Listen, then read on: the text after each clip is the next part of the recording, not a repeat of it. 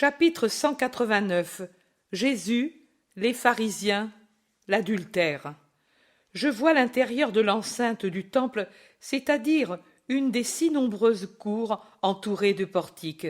Et je vois aussi Jésus, bien enveloppé dans le manteau qui couvre son vêtement, qui n'est pas blanc, mais rouge foncé. Il semble que ce soit une lourde étoffe de laine.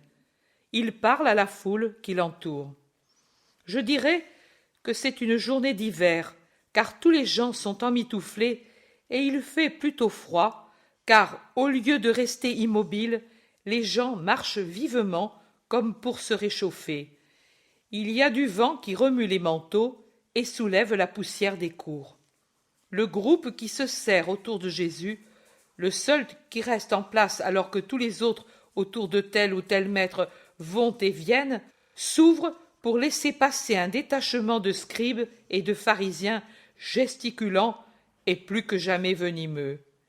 Ils giclent le venin par leurs regards, leurs visages empourprés, leurs bouches. Quels vipères! Plutôt qu'ils ne la conduisent, ils traînent une femme d'environ 30 ans, échevelée, les vêtements en désordre, comme une personne que l'on a maltraitée, et en larmes, ils la jettent aux pieds de Jésus comme un tas de chiffons ou une dépouille morte, et elle reste là, recroquevillée sur elle-même, le visage appuyé sur ses deux bras qui la cachent et lui font un coussin entre son visage et le sol. Maître, cette femme a été prise en flagrant délit d'adultère. Son mari l'aimait, ne lui faisait manquer de rien. C'était la reine de sa maison, et elle l'a trahi, car c'est une pécheresse, une vicieuse, une ingrate, une profanatrice.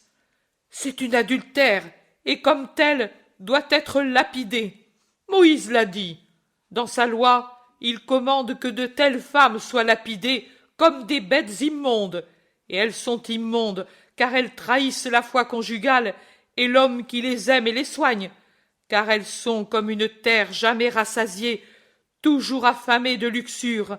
Elles sont pires que des courtisanes, car sans la morsure du besoin, elles se donnent pour donner une nourriture à leur impudicité. Elles sont corrompues, elles sont contaminatrices. Elles doivent être condamnées à mort. Moïse l'a dit. Et toi, maître, qu'en dis-tu? Jésus, qui avait interrompu son discours à l'arrivée tumultueuse des pharisiens et avait regardé la meute haineuse d'un regard pénétrant, et puis avait penché son regard sur la femme avilie, jetée à ses pieds, se tait. Il s'est penché, tout en restant assis, et avec un doigt, il écrit sur les pierres du portique que la poussière soulevée par le vent couvre d'une couche de terre. Eux parlent, et lui écrit. Maître, nous parlons à toi. Écoute-nous, réponds-nous. Tu n'as pas compris? Cette femme a été prise en flagrant délit d'adultère, dans sa maison, dans le lit de son mari. Elle l'a souillé par sa passion. Jésus écrit. Mais c'est un idiot, cet homme. Vous ne voyez pas qu'il ne comprend rien et qu'il trace des signes sur la poussière comme un pauvre fou? Maître, pour ton bon renom, parle, que ta sagesse réponde à nos questions. Nous te le répétons, cette femme ne manquait de rien. Elle avait vêtements, nourriture, amour, et elle a trahi. Jésus écrit. Elle a menti à l'homme qui avait confiance en elle. De sa bouche menteuse, elle l'a salué et en souriant l'a accompagné jusqu'à la porte. Et puis, elle a ouvert la porte secrète et elle a fait entrer son amant.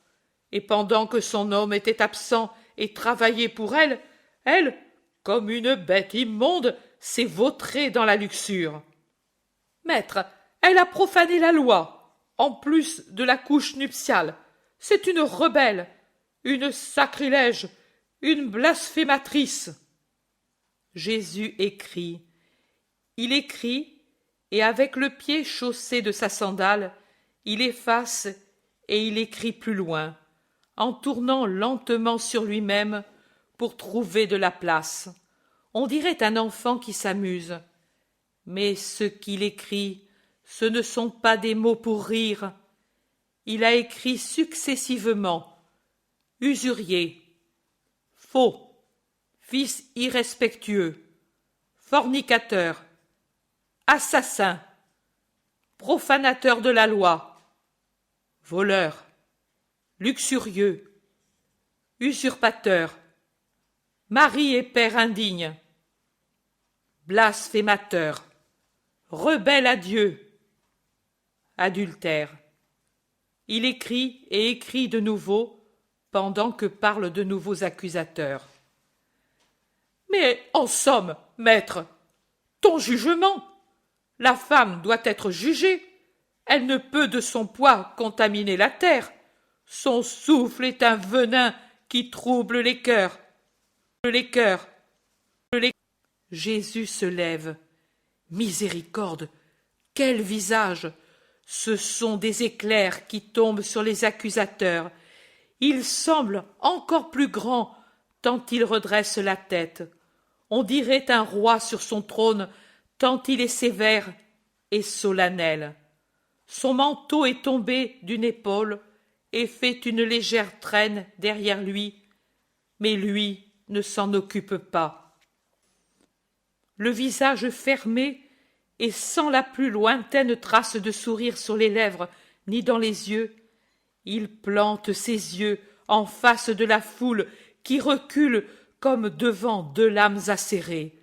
Il les fixe un par un, avec une intensité de recherche qui fait peur. Ceux qu'il fixe cherchent à reculer dans la foule et s'y perdre.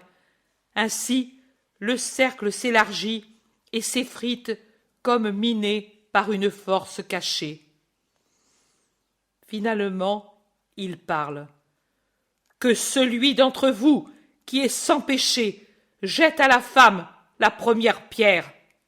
Et sa voix est un tonnerre qu'accompagnent des regards encore plus fulgurants.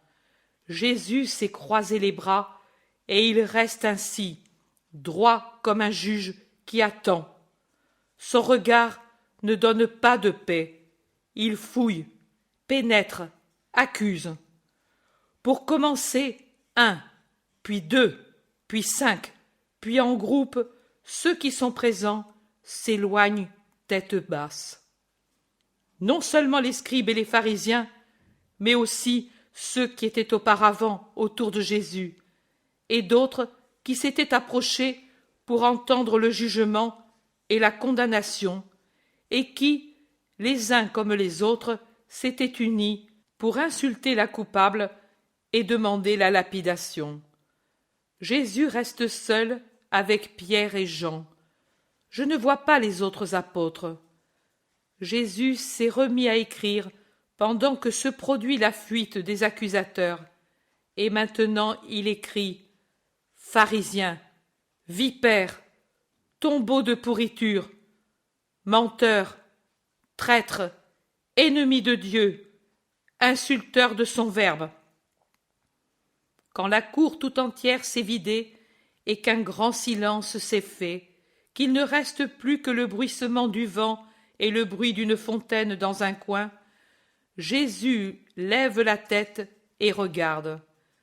Maintenant, son visage s'est apaisé. Il est attristé, mais n'est plus irrité. Il jette un coup d'œil à Pierre qui s'est légèrement éloigné pour s'appuyer à une colonne et à Jean qui, presque derrière Jésus, le regarde de son regard enamouré. Jésus a une ombre de sourire en regardant Pierre et un sourire plus vif en regardant Jean. Deux sourires différents. Puis, il regarde la femme encore prostrée et en larmes à ses pieds. Il l'observe, il se lève, réajuste son manteau comme s'il allait se mettre en route. Il fait signe aux deux apôtres de se diriger vers la sortie. Resté seul, il appelle la femme. « Femme, écoute-moi, regarde-moi. » Il répète son ordre car elle n'ose pas lever le visage. « Femme, nous sommes seuls. Regarde-moi. » La malheureuse lève un visage sur lequel les larmes et la poussière font un masque avilissant. Où sont, ô femmes, ceux qui t'accusaient? Jésus parle doucement, avec un sérieux plein de pitié. Il se tient le visage et le corps légèrement penchés vers la terre, vers cette misère, et ses yeux sont pleins d'une expression indulgente et rénovatrice. Personne ne t'a condamné? La femme, entre deux sanglots, répond. Personne, maître. Moi non plus. Je ne vais pas te condamner. Va, et ne pêche plus. Va chez toi, et sache te faire pardonner par Dieu et par l'offensé. N'abuse pas de la bonté du Seigneur. Va. Il l'aide à se relever en la prenant par la main, mais il ne la bénit pas et ne lui donne pas la paix. Il la regarde s'éloigner, la tête basse et légèrement chancelante sous sa honte, et puis, quand elle est disparue, il s'éloigne à son tour avec les deux disciples.